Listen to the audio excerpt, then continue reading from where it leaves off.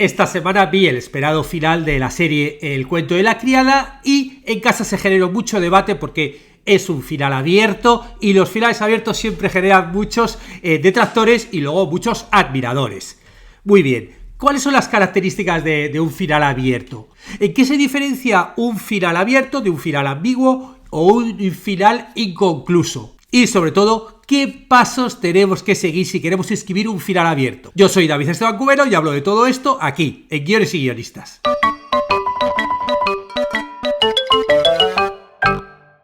Y en cursosdeguion.com, que sabéis que es la escuela de guión más grande que existe en el mundo entero, estamos preparando la primera conexión para los suscriptores del nivel profesional. Va a haber una conexión en directo en la que voy a mostrar una herramienta de inteligencia artificial súper útil. Y no hablo de ChatGPT. Hablo de una herramienta que nos sirve para investigar, en la cual podemos meter todas las fuentes que tenemos del tema, del proyecto en el que estemos trabajando y vamos a poder trabajar con ellas a la vez. No solamente organizarlas, sino preguntarlas e interactuar con todas las fuentes a la vez. Es súper útil, ¿no? Es utilizar la inteligencia artificial no para que nos escriban los guiones, sino para poder trabajar sobre toda la información que tengamos de nuestro proyecto. Es una inteligencia artificial que tiene una versión gratuita y la conexión será el miércoles 11 de junio a las 7 horas de España. Y para estar ahí hay dos opciones. Una, suscribirte al nivel profesional de la Academia Guiones y Guionistas, y la otra es que si llevas más de un año suscrito a la plataforma, me escribes por la web o me envías un mail y te paso directamente al nivel profesional. Es una de las formas de llegar al nivel profesional, llevar un año suscrito en la plataforma, en la versión antigua o en la nueva versión de crecimiento. Con lo cual, si llevas más de un año, envíame un mail y te paso a la versión profesional.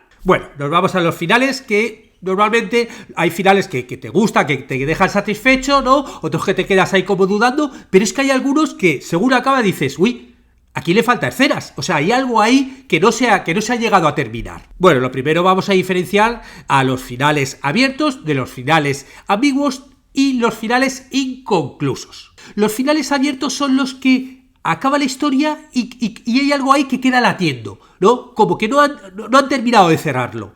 Sí, te han cerrado el arco emocional del personaje, pero hay elementos en la trama que no te los cierran adrede. Y le toca al espectador, bueno, imaginarse qué le pasa a esos personajes. Un ejemplo clásico sería el final de Los Soprano, ¿no? Ese fundido a negro que la gente llamó por teléfono, ¿no? Porque estaba viendo y se creía que se había cortado, y que realmente al espectador acaba ahí la escena y te toca pensar, ¿qué pasa? ¿Va a quedar vivo? ¿Lo van a matar? ¿No lo van a matar? Bueno, los creadores deciden dejarlo ahí y a ti te toca ese final abierto rellenarlo en tu cabeza dependiendo de cómo quieras interpretar pues la historia. En el final ambiguo lo que hacen los autores es darte un final que te muestra dos opciones, que normalmente suelen ser incluso opuestas, y te lo deja ahí, de tal forma que a ti te toca elegir con cuál de las dos te quedas, ¿no? Me refiero al trompo de Inception, ¿no? Que se pone a girar y al final tú no sabes si quedarte con la idea de que era un sueño, ¿no? O no, o el final de Blade Runner, ¿no? Que al final tú te quedas con la duda de ¿es un replicante o no es un replicante? O el final de Shutter Island, ¿no? De ¿está loco, no está loco? O sea, te lo dejan de forma ambigua para que tú lo interpretes. El final abierto, lo que pasa es que te deja, obviamente, ese final que sin terminar, pero la historia de los personajes va a seguir. No es tanto como que tú lo interpretes, sino que luego tú pienses qué le van a pasar a esos personajes. Y luego lo que pasa a veces es que el final es inconcluso. El final inconcluso es un final como que llega antes de tiempo, como que le falta algo. Muchas veces, a lo mejor pasa sobre todo en series, de repente acaba una temporada con un cliffhanger potente y ¡pam! Se corta, cancela la serie, y entonces, claro, obviamente te has dejado ahí un final que no ha sido terminado. Otras veces por edición, a lo mejor era muy largo, lo cortan de una forma demasiado abrupta y como que te faltan datos.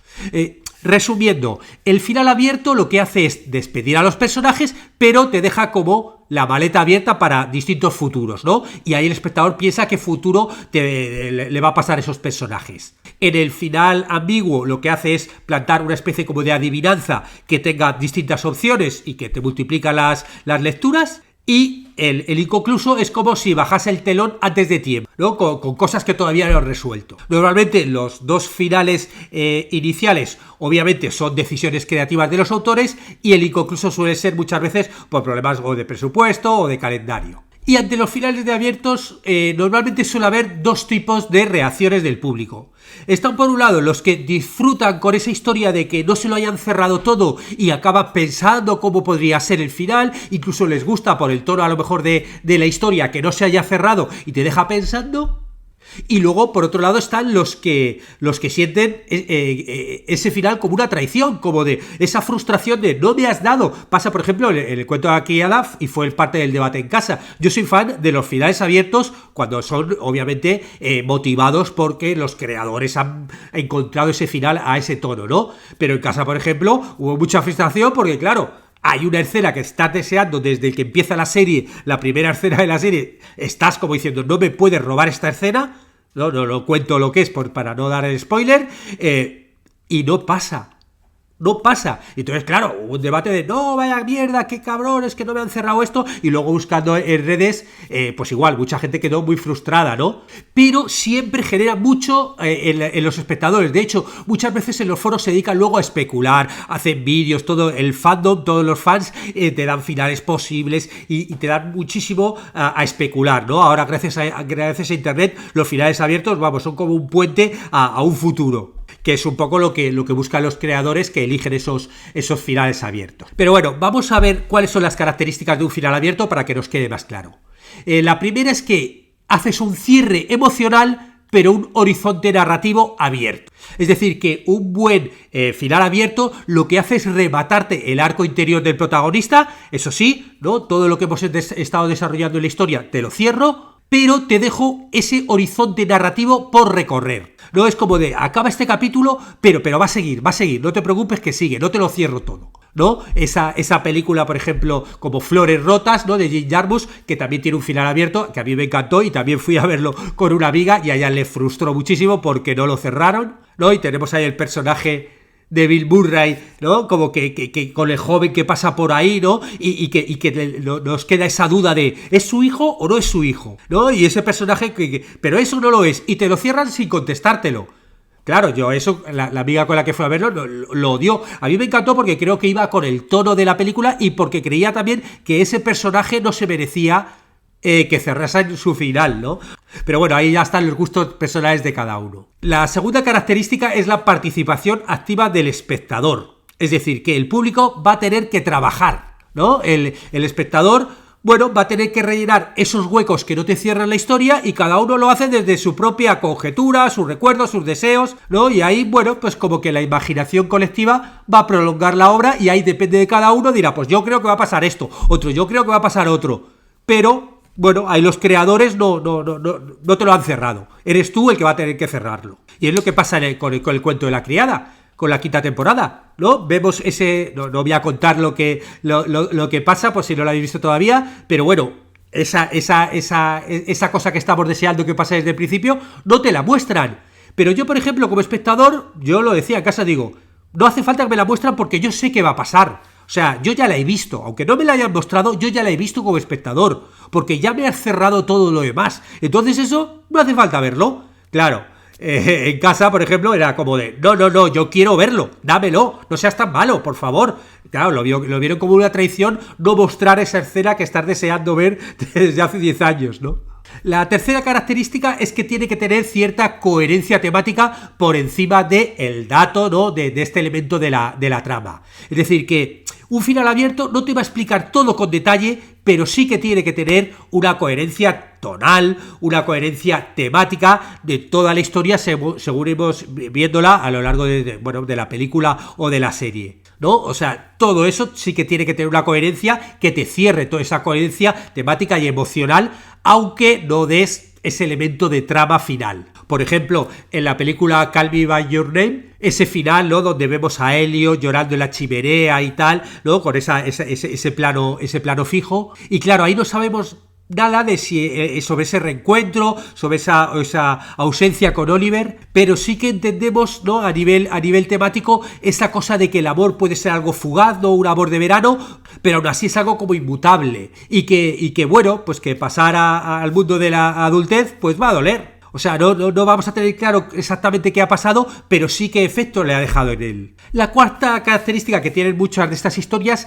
es dejar semillas dramáticas para posibles continuaciones, ¿no? Muchos de estos finales abiertos lo que te hacen es plantar esa semillita que luego puede germinar en una secuela, en una nueva temporada o simplemente en la mente de los fans, ¿no? Te surge el famoso easy, pero sin mostrártelo. No podría ser una especie como de inicio de cliffhanger que, si acaba ahí la historia, vas a tener que cerrar tú ese cliffhanger, ¿no? El final de Los Soprano, ese fundido a negro, puede ser que Tony muera, o puede ser que él continúa con su reinado y no ha sido nada, o puede ser la típica rutina paranoica de los mafiosos, que siempre están pensando que algo les va a pasar, obviamente como consecuencia de todo lo que han hecho.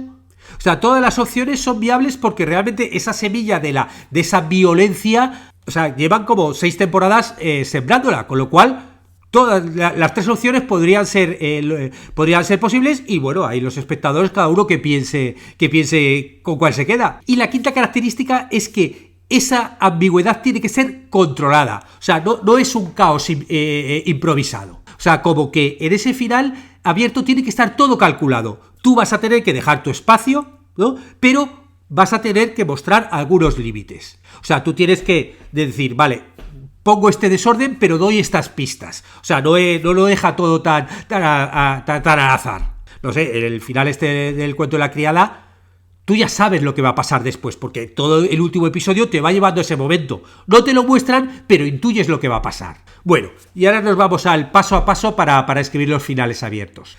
El primero de ellos es que tienes que cerrar el arco emocional, pero no la biografía. Es decir, tú te tienes que preguntar, ¿qué es lo que necesita mi protagonista resolver en este final? Entonces hay una parte que puedes resolver, pero dejando esa puerta abierta a algo más como de la vida va a seguir, no cierro todo, te cierro una parte, pero hay otras partes donde lo dejo abierto para que lo vayas cerrando todo en tu cabeza. No es una especie como de encontrar esa especie de paz momentánea donde sí que sientas que hay un poquito de final de capítulo, pero no un final de vida. El segundo paso es que decidas cuánto misterio es saludable, es decir, que aunque hagas un final abierto, eso no quiere decir que dejes todo colgado. Tú tienes que ver cuáles son todos los hilos que llegas a este desenlace, ¿no? La propia palabra lo dice, desenlazar todas las tramas que has ido cerrando y decir, vale, tengo todas estas, bueno, pues estas voy a cerrar, y estas voy a dejar abiertas. O sea, no tienes que dejar todo abierto, tienes que cerrar algunas y alguna es la que vas a dejar abierta. Porque claro, el público va a tolerar esa parte de incertidumbre abierta, pero no todo, un poquito te lo va a dejar abierto, ¿no? Flores rotas, por ejemplo, vale, sí, queda abierta el enigma de la paternidad, de quién era su hijo, pero queda cerrado todo el aprendizaje del personaje a lo largo de la historia con ese viaje que ha tenido, ¿no?